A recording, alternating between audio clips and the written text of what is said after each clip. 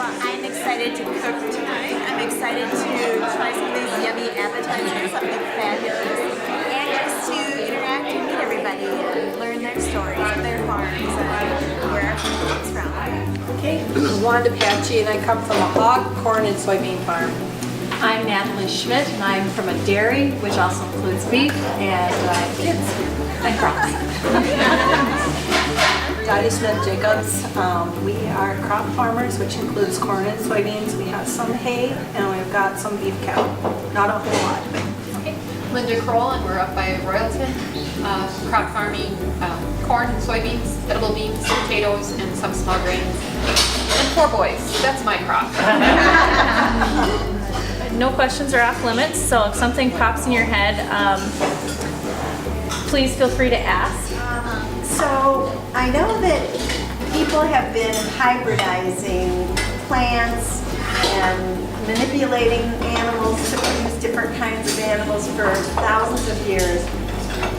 What is the difference between that, or is there, between that and a genetically modified plant? Hybrids were developed as a way to guarantee or to develop a more stable crop production. So they identified traits in different seeds that they could combine to make a hybrid. Hybrid vigor is used in not just crops but also in livestock husbandry. You're identifying traits that you want out of each animal and you're mating them to develop a superior offspring. I like to see when some of the GMO activists or who are strongly opposed to GMOs, who now after getting more involved with it, studying it more deeply, and they've come back and said, hey, you know what? Those farmers are onto something. Sees that the scientific evidence is there to support what farmers have been saying all along. It is safe. It is okay to eat it. You don't have to worry about it. What do you think is the most common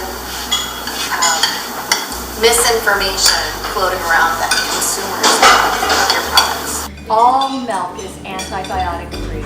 Every time the milk truck comes to our farm, every day they take a sample and they test it for antibiotics. You've seen the big tankers going down the road, the semi trucks that with the milk. You put a teaspoon of penicillin in there and that whole tank will be hot.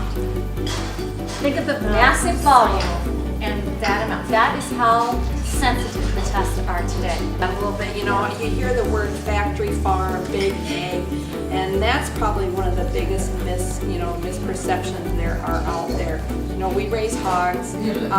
Our farms look different now than what they did 20 years ago, but our values are the same as what we had 20 years ago. 95% of the farms out there that people call factory farms, which I'm still having a really problem defining what that really is, are all family owned. Where I live, which is the #1 hog producing county in Minnesota, I don't know any factory farms because they're all family farms. They're all family run.